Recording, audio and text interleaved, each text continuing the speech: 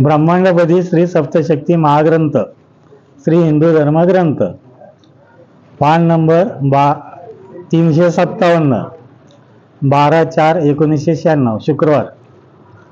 मूळ तळाच्या खालच्या पृथ्वीच्या सूर्याच्या वर श्री कोकिळ पक्षी यांनी जे काही 21 वेद व उपमंत्र म्हणाले होते ते वेद म्हणजेच एक प्रकारची भाकणूक भविष्यवाणीच त्यांनी केलेली होती.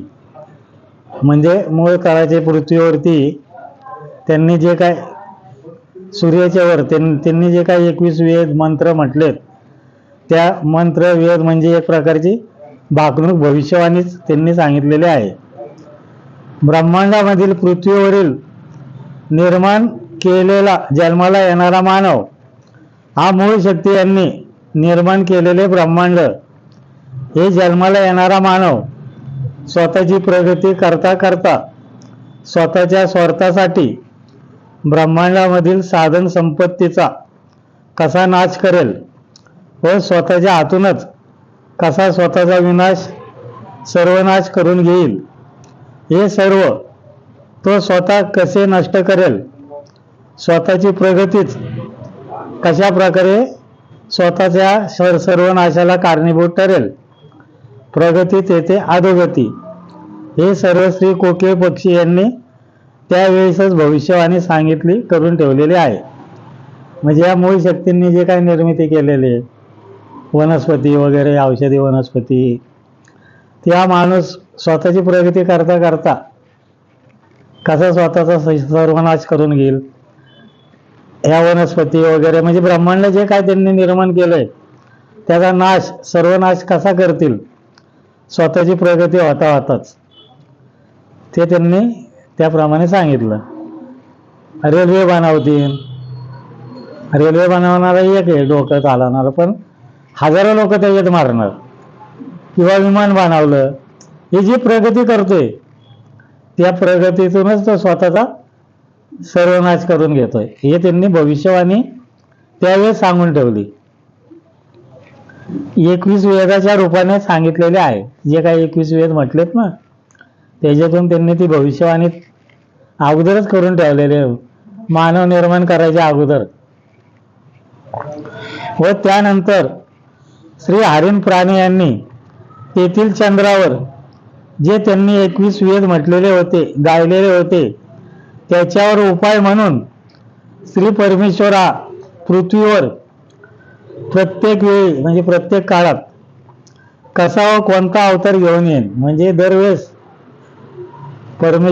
परमेश्वरी शक्ती हा कोणत्या ना कोणत्या रूपात दैवताच्या रूपात येऊन या ब्रह्मांडाचा कसा हे करेल, नाश करायचा थांबवेल, ते सांगितलेले त्यांनी.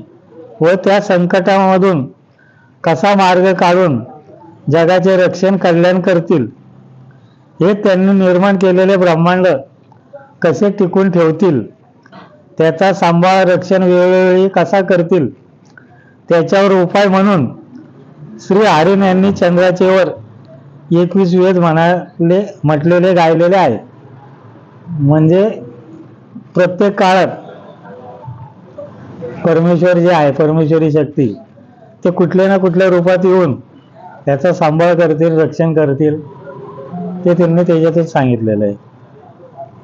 संकटामधून कसा मार्ग काढतील हे त्यांनी ते वेद जे म्हटले 21 वेद त्याच्यातून सांगितलेलं आहे.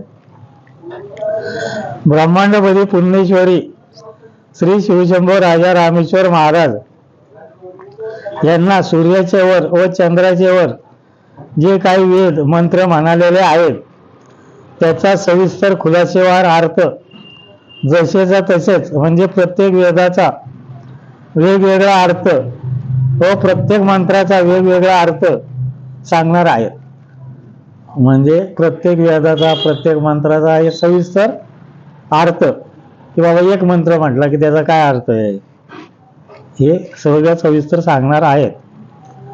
ब्रह्मांड निर्मितीच्या वर कसे व कोणत्या प्रकारची संकटे येतील या ब्रह्मांडाच्या वर, व त्यावेळी श्री परमेश्वर मूळ शक्ती कोणत्या संकटाच्या वेळी कोणती मूळ शक्ती किंवा तिचा कोणता व कसा अवतार येऊन संकटे दूर करतील.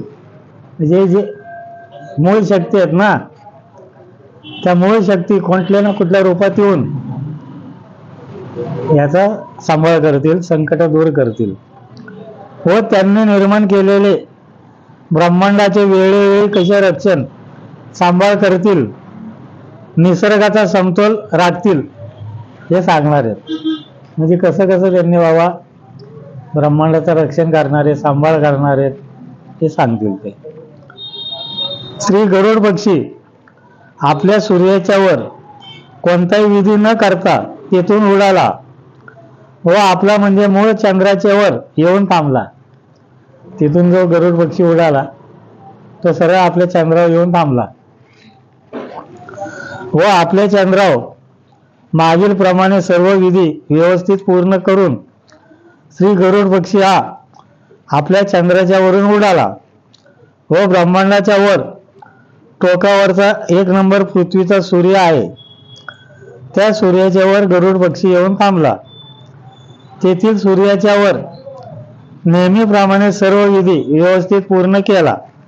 सगळ्यात वरचा जो सूर्य आहे, 1 नंबरचा सूर्य, त्याच्यावर गरुड पक्षी गेला आणि इथं असा जो काही विधी केलेला आहे तो सगळा विधी तिथं केला व तेथील सूर्याच्या वरून गरुड पक्षी उडाला व तेथील चंद्राचे वर गरुड पक्षी जाऊन थांबला. म्हणजे सूर्याच्या वरून उडाल्यावर तेथील चंद्राच्या वर 1 नंबरचा वरती जाऊन थांबला. तेथे त्याने कोणताही विधी केलेला नाही व तेथून गरुड पक्षी लगेचच उडाला व त्याच्या खालची 2 नंबरची पृथ्वी आहे त्याच्या सूर्याच्या वर गरुड पक्षी येऊन थांबला. तेथे त्याने नेहमीप्रमाणे सर्व विधी व्यवस्थित पूर्ण केला व तेथील सूर्याच्या वरून गरुड पक्षी उडाला व तेथील चंद्राच्या वर गरुड पक्षी गेला नाही. म्हणजे 2 नंबरच्या ह्याच्या सूर्यावर जाऊन तो विधी केला, मग तिथून चंद्रावर काही गेला नाही, तेथे कोणताही विधी केलेला नाही. तेथील सूर्याच्या वरून गरुड पक्षी उडाल्यानंतर त्याच्या खालची 3 नंबरची पृथ्वी आहे, त्या पृथ्वीच्या सूर्याच्या वर गरुड पक्षी आला नाही व तेथील चंद्राच्या वर देखील गरुड पक्षी आला नाही. म्हणजे 3 नंबरची पृथ्वी आहे वर, तो त्याच्या सूर्यावर पण गरुड पक्षी आला नाही आणि तेथील चंद्रावर पण गरुड पक्षी आला नाही, थांबला नाही तिथं. तेथील सूर्याच्या वर व चंद्राच्या वर त्याने कोणताही विधी केलेला नाही. 2 नंबरच्या सूर्याच्या वरून गरुड पक्षी उडाला. नंतर 3 नंबर सूर्यावर न थांबता त्याच्या खालच्या म्हणजे वर टोकापासून खाली 4 नंबरच्या पृथ्वीच्या सूर्याच्या वर गरुड पक्षी येऊन थांबला. वर पासून खाली जो 4 नंबर आहे त्याच्या सूर्यावर गरुड पक्षी येऊन थांबला. तेथे त्याने नेहमीप्रमाणे सर्व विधी व्यवस्थित पूर्ण करून तेथील सूर्याच्या वरून गरुड पक्षी उडाला. तेथील चंद्राच्या वर गरुड पक्षी गेला नाही. सूर्यावरचा सगळा विधी केला, तिथून उडाला, चंद्रावर काही गेला नाही तिथल्या. तेथे कोणताही विधी न करता तेथील सूर्याच्या वरून गरुड पक्षी उडाल्यानंतर त्याच्या खालची 5 नंबरच्या पृथ्वीच्या सूर्यावर गरुड पक्षी येऊन थांबला. तेथे त्याने नेहमीप्रमाणे सर्व विधी व्यवस्थित पूर्ण करून तेथून गरुड पक्षी उडाला व त्याच्या चंद्रावर न जाता तेथे कोणताही विधी न करता तेथील सूर्याच्या वरून गरुड पक्षी उडाल्यानंतर त्याच्या खालची 6 नंबरच्या पृथ्वीच्या म्हणजे आपल्या पृथ्वीच्या सूर्याच्या वर गरुड पक्षी तेथून उडाल्यानंतर चंद्रावर काही त्याने केलं नाही, तेथून आपल्या पृथ्वी न येता म्हणजे आपल्या पृथ्वीच्या सूर्यावर न येता आपल्या पृथ्वीच्या सूर्याच्या वर गरुड पक्षी न थांबता आपल्या सूर्याच्या जवळून आपल्या सूर्याच्या डाव्या बाजूला 2 सूर्य 2 चंद्र व 12 पृथ्वी आहे. आपल्या सूर्याच्या डाव्या बाजूला म्हणजे आपला सूर्य दक्षिणेकडे बघतोय, त्याच्या डाव्या बाजूला म्हणजे कुठं, इकडे बघताना या बाजूला डाव्या बाजूला 2 सूर्य 2 चंद्र व 12 पृथ्वी आहेत. त्या बाजूला गरुड पक्षी गेला. तेथील 1 नंबरचा सूर्य म्हणजे पहिला सूर्य ब्रह्मांडपती पुण्यश्वरी श्री शिवशंभो राजा रामेश्वर महाराज यांच्या आधिपत्याखालील सूर्याच्या वर गरुड पक्षी येऊन थांबला व तेथे त्याने नेहमीप्रमाणे सर्व विधी व्यवस्थित पूर्ण करून तेथील सूर्याच्या वरून गरुड पक्षी उडाला व तेथील चंद्राच्या वर गरुड पक्षी येऊन थांबला. म्हणजे इथं जे दोन सूर्य 2 चंद्र 12 पृथ्वी आहेत, तिथल्या पहिल्या सूर्यावर गरुड पक्षी जाऊन थांबला. तिथं विधी केला. तेथून त्यांच्या चंद्रावर गेला आणि चंद्रावर येऊन थांबला. तेथील त्याने नेहमीचा सर्व विधी व्यवस्थित पूर्ण करून चंद्रावरचा विधी पूर्ण करून गरुड पक्षी उडाला व त्याचा दुसरा सूर्य म्हणजे श्रीनाथ मस्कोबानाथ महाराज यांच्या आधिपत्याखालील सूर्य आहे, त्या सूर्याच्या वर गरुड पक्षी येऊन थांबला. तेथील सूर्याच्या वर गरुड पक्षी येऊन थांबला नाही, तर त्यांचा जो चंद्र आहे त्या चंद्राच्या वर गरुड पक्षी येऊन थांबला. त्याच्या शेजारचा जो दुसरा सूर्य आहे मस्कोबा महाराजांचा, त्या सूर्यावर तो गेला नाही, डायरेक्ट तेथील चंद्रावर गेला. तर त्यांचा जो चंद्र आहे त्या चंद्राच्या वर गरुड पक्षी येऊन थांबला. तेथील चंद्राच्या वर नेहमीप्रमाणे सर्व विधी व्यवस्थित पूर्ण करून तेथील चंद्राच्या वरून गरुड पक्षी उडाला व आपल्या सूर्याच्या वर न थांबता आपल्या सूर्याच्या उजव्या बाजूला 1 सूर्य 1 चंद्र व 10 पृथ्वी आहेत, त्या बाजूला गरुड पक्षी गेला व तेथील सूर्याच्या वर गरुड पक्षी येऊन थांबला. त्यांच्या उजव्या बाजूला जे 1 सूर्य 1 चंद्र आणि 10 पृथ्वी आहेत, तेथील सूर्यावर गरुड पक्षी गेला. तेथील सर्व विधी केला. तेथे नेहमीप्रमाणे सर्व विधी व्यवस्थित पूर्ण करून तेथील चंद्राचे वर न जाता तेथे कोणताही विधी न करता, म्हणजे फक्त इकडल्याच चंद्रावर विधी केलाय, तिकडल्या चंद्रावर केलेला नाही. चंद्राचे वर न जाता तेथे कोणताही विधी न करता तेथील सूर्याच्या वरून गरुड पक्षी उडाला व आपल्या सूर्याच्या जवळून आपल्या सूर्याच्या खाली म्हणजे श्री पाताळ येथील पृथ्वी म्हणजे वरपासून खाली 7 नंबरच्या पृथ्वीच्या सूर्याच्या वर गरुड पक्षी येऊन थांबला. आपल्या खालची जी पृथ्वी आहे त्याच्या सूर्यावर म्हणजे पाताळ, त्या सूर्यावर गरुड पक्षी येऊन थांबला. तेथील सूर्याच्या वर नेहमीप्रमाणे सर्व विधी पूर्ण करून गरुड पक्षी हा श्री पाताळ येथील चंद्राच्या वर गरुड पक्षी येऊन थांबला. पाताळ येथील सूर्यावर सगळ्या विधी केल्यावर त्याच्या चंद्रावर गरुड पक्षी जाऊन थांबला पाताळमध्ये. तेथे त्याने नेहमीप्रमाणे सर्व विधी व्यवस्थित पूर्ण करून श्री पाताळ येथील चंद्राच्या वरून गरुड पक्षी उडाला व त्याच्या खालची श्री वैकुंठ येथील पृथ्वी म्हणजे 8 नंबरच्या पृथ्वीच्या सूर्याच्या वर गरुड पक्षी हा येऊन थांबला. त्याच्या खाली श्री वैकुंठ आहे, त्या वैकुंठच्या सूर्यावर गरुड पक्षी येऊन थांबला. पृथ्वीच्या सूर्याच्या वर गरुड पक्षी हा येऊन थांबला नाही, म्हणजे वैकुंठच्या सूर्यावर नाही थांबला तो. तेथील सूर्याच्या वर कोणताही विधी न करता गरुड पक्षी श्री पाताळ येथील चंद्राच्या वरून उडाल्यानंतर सरळ श्री वैकुंठ येथील चंद्राच्या वर गरुड पक्षी येऊन थांबला. म्हणजे पाताळ येथील चंद्रावर त्या गरुड पक्षाने विधी केल्यानंतर तिथून उडाला. मग वैकुंठच्या सूर्यावर न थांबता डायरेक्ट त्यांच्या चंद्रावर जाऊन थांबला व गरुड पक्षी तेथे त्याने नेहमीप्रमाणे सर्व विधी व्यवस्थित पूर्ण करून श्री वैकुंठ येथील चंद्राच्या वरून गरुड पक्षी उडाला. त्या वैकुंठ येथील जो चंद्र आहे त्याच्यावर नेहमीप्रमाणे सर्व विधी केला व तिथून उडाला तो. व त्याच्या खालची 9 नंबरची पृथ्वी आहे 13/4/1996 शनिवार ब्रह्मांडाच्या वर टोकापासून खाली 9 नंबरची पृथ्वी आहे. तेथे श्री गरुड पक्षी यांनी अगोदर तेथील पृथ्वीच्या वर वेगळा विधी केलेला आहे. म्हणजे वैकुंठच्या खालची जी पृथ्वी आहे त्याच्या सूर्यावर चंद्रावर न जमता गरुड पक्षी डायरेक्ट तेथील पृथ्वीवर तो गरुड पक्षी येऊन थांबला. तेथे त्याने काय वेगळा विधी केलाय. श्री गरुड पक्षी हा तेथील पृथ्वीवर उंच डोंगराच्या टेकडीवर येऊन थांबला. तेथील पृथ्वीचा जो उंच डोंगर होता त्या उंच डोंगराच्या टेकडीच्या वर टोकावर गरुड पक्षी येऊन थांबला व त्याने स्त्री पुरुष मानव हे रूप धारण केले. त्या गरुड पक्षाने तिथं काय केलं? पुरुष मानव हे रूप धारण केलं व त्याने तेथे बराच वेळ आनंदाने तांडव नृत्य केले त्या पुरुष मानवाने. नंतर तो ध्यानस्थ बसला. त्यानंतर त्याने तेथे तपश्चर्या केल्यानंतर त्या टेकडीवर जो जाऊन थांबला तिथं तो ध्यानस्थ बसला.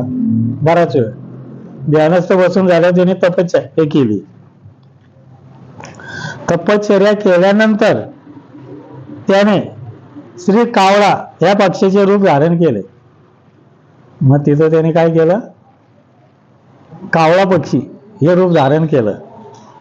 श्री कावळा हा काळ्या रंगाचा नसून वेगळ्या रंगाचा, सांगितलं ना मातीच्या रंगाचा होता, वेगळ्या रंगाचा व त्याला एकच डोळा होता. त्या कावळ्याला एकच डोळा होता. तो श्री कावळा हा नेहमीचा साधा कावळा नसून श्री डोम कावळा हा होता.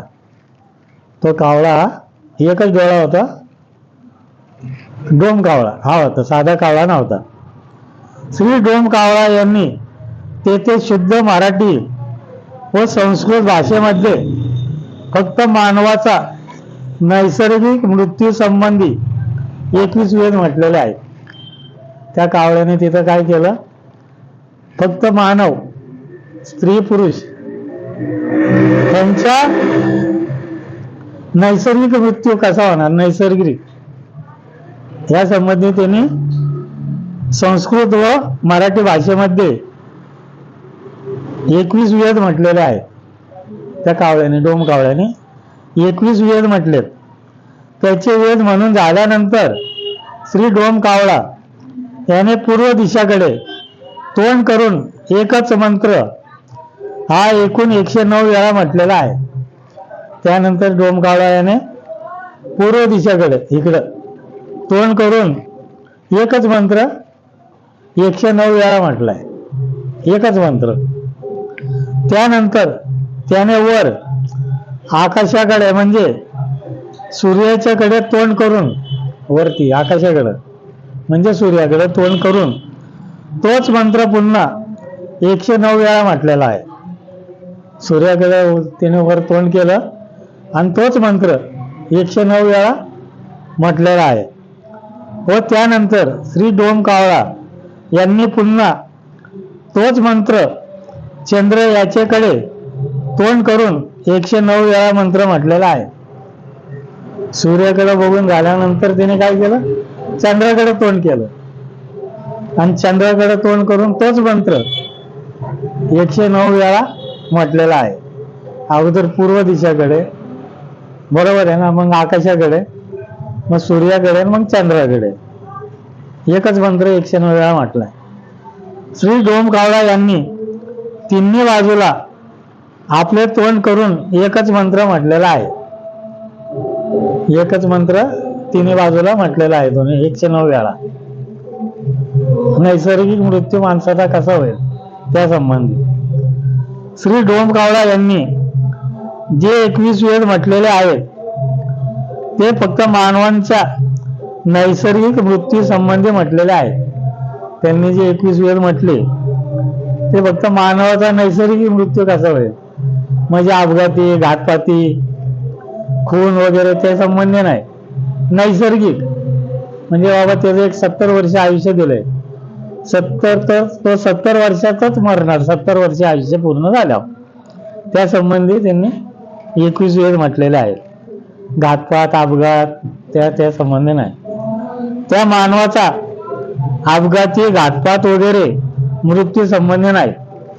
अपघात, घातपात त्या संबंधी त्याचं काय नाही, ते नैसर्गिक मृत्यू.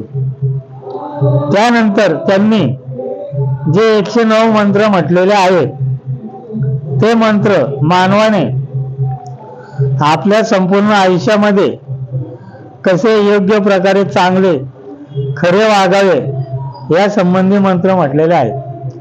म्हणजे प्रत्येक मानवाने आपल्या आयुष्यात कसं खरं वागलं पाहिजे, चांगलं वागलं पाहिजे, हिंदू धर्माच्या नियमाप्रमाणे वागलं पाहिजे थोडक्यात हे त्यांनी त्या संबंधी ते मंत्र म्हटलेले ते 109 वेळा. पृथ्वीवरील मानवाचा नैसर्गिक मृत्यू म्हणजे मृत्यूची वेळ आली म्हणजे हे ऐकते का? नीट ऐक, तुझ्यासाठी महत्वाचं आहे. पृथ्वीवरील मानव याचा मृत्यूची वेळ आली ना, प्रत्येक मानवाच्या मृत्यूची वेळ आली म्हणजे 1 सेकंद इकडे नाही 1 सेकंद तिकडे नाही. पृथ्वीवरील मानवाचा नैसर्गिक मृत्यू म्हणजे मृत्यूची वेळ आली म्हणजे श्री डोमकावळा यांना समजते. डोमकावळा याला समजतं की बाबा आता याचे मृत्यूची वेळ किती आहे, कधी आहे ती त्यांना समजतं. ते श्री पाताळ येथील ते काय करतात, श्री पाताळ येथील श्री यमराज यांचे सेवेकरी श्री यमदूत, पाताळ येथील यमराज जे आहेत त्यांचा सेवेकरी यमदूत, माहिती आहे ना यमदूत, यांना घेऊन त्या मानवाच्या जवळ येतात. तो डोमकावळा काय करतो, पाताळात जातो, यमराज आहे तो सेवेकरी जे आहे यमदूत त्याला घेऊन त्या मानवाच्या जवळ येतो, काय सोन्या गोम्या कोण असेल तो, व त्यानंतर श्री यमदूत हे त्या मानवाच्या शरीरामधून त्याच्या मृत्यूच्या ठराविक वेळेसच एक आत्मा बाहेर काढतात. तो डोमकावळा काय करतो, त्या माणसाच्या मृत्यू जी वेळ आहे ना त्या वेळेतच त्याच्या शरीरातले एक आत्मा बाहेर काढतात व तो आत्मा श्री डोमकावळा याच्या ताब्यात देतात. तो यमदूतने जो माणसाचा आत्मा काढला की तो आत्मा डोमकावळा याच्या ताब्यात देतात.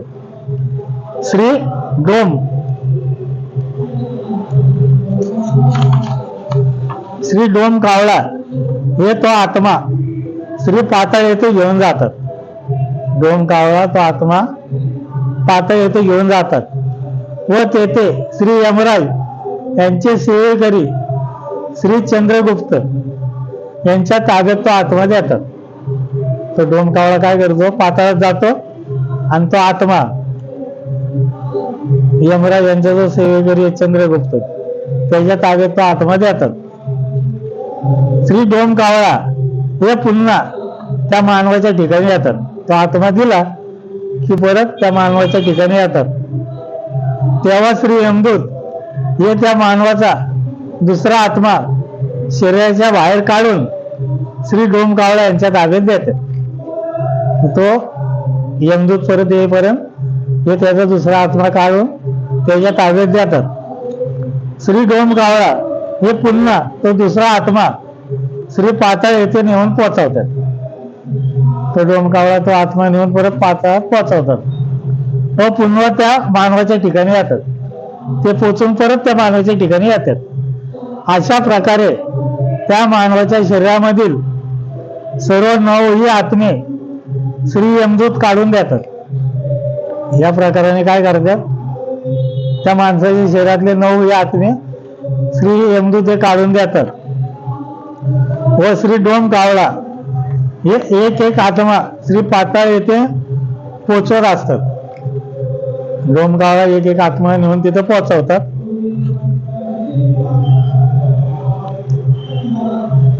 मानवाच्या शरीरामध्ये एकूण 9 आत्मे असतात. माणसाच्या शरीरात एकूण 9 आत्मे असतात.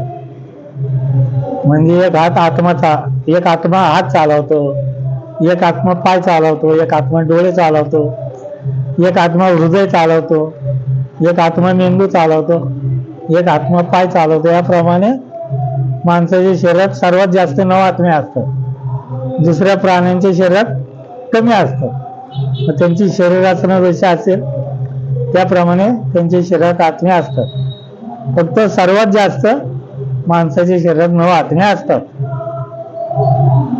आणि एक प्राण असतो. प्राण म्हणजे जीव, म्हणजे त्या माणसाच्या शरीरात 9 आत्मे आणि एक जीव असतो. म्हणजे सगळे जे आत्मे काढून नेतो तो डोमकावळा, पण तो जीव असतो तोपर्यंत माणूस जिवंत असतो. फक्त शरीराची हालचाल करू शकत नाही, नुसता पडलेला असतो. आत्मे सगळे काढलेले असतात, त्यामुळे त्याला काय हालचाल करता येत नाही, पण तो जिवंत असतो कारण जीव असतो. पहिल्यांदा आत्मे काढतात, जीव नाही काढत, शेवटला जीव काढतो. मानवाच्या शरीरामधील प्राण जीव हा त्या शरीराचा मालक असतो. प्रत्येक शरीराचा मालक कोण असतो? जीव असतो. आणि ते आत्मे त्या जीवाचे सेवेकरी असतात.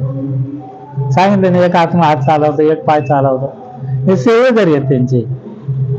म्हणजे प्रत्येक माणसाचा जीव हा त्या शरीराचा मालक असतो व आत्मे हे त्या प्राणाचे जीवाचे सेवेकरी असतात. सेवेकरी आहेत. श्री डोमकावळा हे दरवेळेस एक एक आत्मा हे श्री पाताळ येथे पोचून आल्यानंतर शेवटी त्या मानवाचा प्राण जीव हा श्री यमदूत हे काढून देतात. अगोदर सगळे आत्मे काढून देतात आणि शेवटला त्याचा जीव काढतात. मग तो जीव काढला की तो माणूस मिळाला. शेवटला ते जीव काढून देतात, तेव्हा तो मानव हा नैसर्गिक मृत्यू पावत असतो. त्याचा नैसर्गिक मृत्यू होत असतो. त्या मानवाचे श्री यमदूत यांनी सर्व 9 ही आत्मे बाहेर काढून श्री डोमकावळा यांनी श्री पाताळ येथे पोचून आल्या असता देखील तो माणूस हा जिवंतच असतो. म्हणजे ते सगळे आत्मे जरी त्याने डोमकावळ्याने तिथं पोचून आला पाताळात, तरी तो जिवंतच असतो. तो माणूस हालचाल करू शकत नाही, कारण त्याचे सेवेकरी नाहीत. हात कोण चालवणार आणि पाय कोण हलवणार, पण तो जिवंत असतो. त्याच्या शरीराची हालचाल होत नाही, परंतु तो जिवंत असतो. व त्याच्या शरीरामधून जेव्हा त्याच्या मृत्यूच्या अगदी ठराविक वेळेसच श्री यमदूत हे त्या मानवाचा जीव प्राण बाहेर काढून अगदी ठराविक वेळेला, 1 मिनिट इकडे नाही, 1 मिनिट तिकडे नाही, अगदी ठराविक वेळेसच त्या मानवाचा जीव म्हणजे प्राण बाहेर काढून श्री डोमकावळा यांच्या ताब्यात देतात. ठराविक क्षणी जेव्हा त्याची वेळ लिहिलेली आहे ना, 7:01 मारणार आहे, तर 7:01 बरोबर त्याचा जीव बाहेर काढतात. आत्मे अगोदर काढतात, पण जीव बरोबर 7:01 बाहेर काढणार आणि तो जीव हा त्या डोमकावळ्याच्या ताब्यात देतात. तेव्हाच तो मानव हा मृत्यू होत असतो. तो जीव काढला की तो मृत्यू होतो त्याचा. त्या मानवाचे सर्व आत्मे काढले तरी त्याचा मृत्यू होत नाही. श्री यमदूत हे एकाच वेळेस सर्व 9 आत्मे त्याच्या शरीरामधून बाहेर काढत नाहीत. डोमकावळा काय करतो, म्हणजे तो यमदूत एकाच वेळेस सगळे 9 आत्मे बाहेर काढत नाही, एक एक काढतात. व जेव्हा त्याच्या शरीरामधून त्याचा प्राण बाहेर निघेल तेव्हाच त्याचा नैसर्गिक मृत्यू होत आहे. शेवटला त्याचा जेव्हा जीव काढेल बाहेर तेव्हाच त्याचा नैसर्गिक मृत्यूच होतो. तोपर्यंत जिवंतच असतो. आत्मे काढले तरी त्याचे नैसर्गिक आयुष्य संपत असते. एकदा जीव काढला की त्याचं आयुष्य संपलं. पृथ्वीवरील प्रत्येक मानवाच्या शरीरामध्ये सर्वात जास्त एकूण 9 आत्मे असतात. पृथ्वीवरील प्रत्येक मानवाच्या शरीरात सर्वात जास्त एकूण 9 आत्मे असतात व एकच जीव असतो. हे सर्व 9 आत्मे व जीव हे श्री दिव्यत्व शक्तीच म्हणजे त्यांची शक्ती आहे. म्हणजे प्रत्येक मानवाच्या शरीरातले 9 आत्मे आणि एक जीव हा कोणाचा आहे, म्हणजे कोणी निर्माण केलेले दिव्यत्व शक्ती, श्री दिव्यत्व शक्ती आहे, त्यांची शक्ती ही आहे. म्हणजे दिव्यत्व शक्तीने सगळं निर्मिती केलेली आहे. समुद्र, चंद्र, सूर्य, पृथ्वी, नवग्रह, वनस्पती आणि मानव यांचे जे शरीर आहे, पशु पक्षी प्राणी, या सर्वांचं त्यांनी शरीराची निर्मिती केली. आणि दिव्यत्व शक्तींचीच ती शक्ती आहे, जीव आणि आत्मा. म्हणजे 9 आत्मे आणि एक जीव, ही दिव्यत्व शक्तींची शक्ती आहे. फक्त मानवाच्या शरीरामध्येच सर्वात जास्त 9 आत्मे असतात. फक्त मानवाच्या शरीरातच सर्वात जास्त 9 आत्मे आहेत. बाकी कोणत्याही प्राण्याच्या शरीरामध्ये 9 आत्मे नसतात. प्रत्येकाच्या शरीर रचनेनुसार कमी अधिक असतात, पण सर्वात जास्त मानवाच्या शरीरात 9 आत्मे असतात. कोणत्याही प्राण्याच्या शरीरामध्ये 9 आत्मे नसतात, कमी असतात. फक्त मानवाच्या शरीरामध्येच सर्वात जास्त 9 आत्मे आहेत, बाकी कुठल्या प्राण्यामध्ये नाही. श्री डोमकावळा यांनी त्यानंतर तेथील पृथ्वीच्यावर पुन्हा दुसरे रूप, डोमकावळा जो आहे त्यांनी काय केलं, त्यानंतर तेथील पृथ्वीच्यावर पुन्हा दुसरे रूप श्री कोंबडा हे रूप धारण केले आहे. त्या डोमकावळ्याने त्यानंतर काय केलं, त्या पृथ्वीवर कोंबडा हे रूप धारण केलं. श्री कोंबडा यांनी आपले मोठे पंख जोरात झटकले. त्या कोंबड्याने काय केलं, त्या पृथ्वीवर आपले मोठे पंख जोरात झटकले व आनंदाने उड्या मारीत नाचला आहे. तो कोंबड्याने काय केलं, आपले मोठे पंख जोरात झटकले आणि आनंदाने उड्या मारीत नाचला त्या पृथ्वीवर. त्यानंतर श्री कोंबडा यांनी तेथे काही वेगळा विधी केलेला आहे. त्यानंतर त्यांनी काय केलं, कोंबडा यांनी तेथे परत काहीतरी वेगळा दुसरा विधी केलेला आहे. श्री कोंबडा यांच्या तोंडामधून एक ज्योत